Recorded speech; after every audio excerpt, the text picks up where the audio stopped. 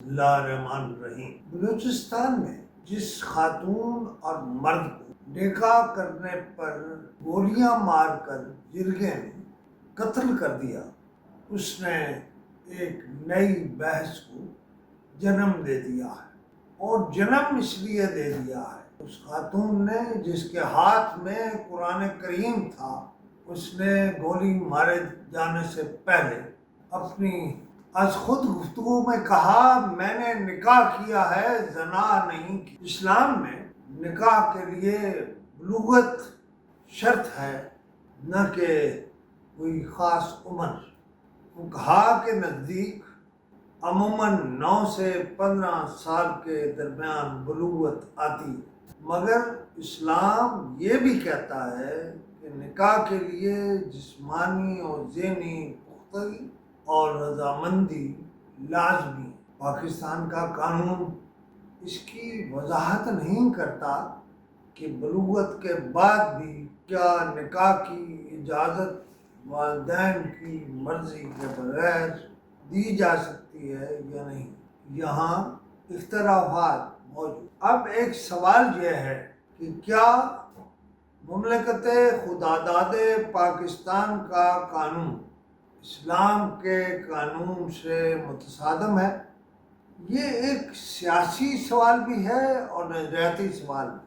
پاکستان کا آئین کہتا ہے کہ کوئی بھی قانون اسلام کے قانون کے خلاف نہیں ہو سکتا، یہ آرٹیکل 227 ہے، مگر عملی طور پر کئی قوانین خصوصاً خواتین، بچوں اور اقلیتوں کے قوانین اسلامی اصولوں یا انصاف کے عمومی اسلامی تصورات سے ہم آہنگ نظر نہیں آتے۔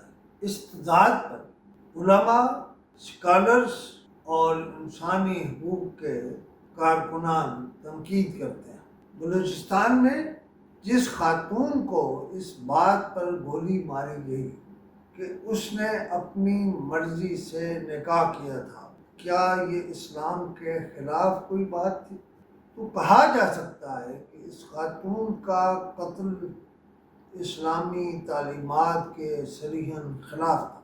اسلام میں بالغ خاتون اپنی مرضی سے نکاح کرنے کا حق حاصل ہے۔ حضور سرور کائنات محمد مصطفیٰ کا فرمان ہے، بیوہ عورت کا نکاح اس کی اجازت کے بغیر نہ کیا جائے اور کنواری سے بھی اجازت دی جائے۔ یہ بات صحیح بخاری میں ہے۔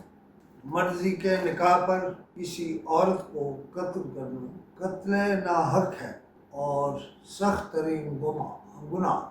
آج اس بات کو یہیں چھوڑ رہا ہوں، کل اس کے کسی نئے پہلو پر بات کروں گا، اور طے تو علماء نے کرنا ہے، دین کا علم رکھنے والوں نے کرنا ہے کہ نکاح بغیر یعنی والدین کی کانسنٹ کے کیا وہ اسلامی نہیں ہے، اور اگر اسلامی نہیں ہے تو اس عورت اور اس بندے کو گولیاں مار کر کیوں مارا گیا؟ خدا حافظ۔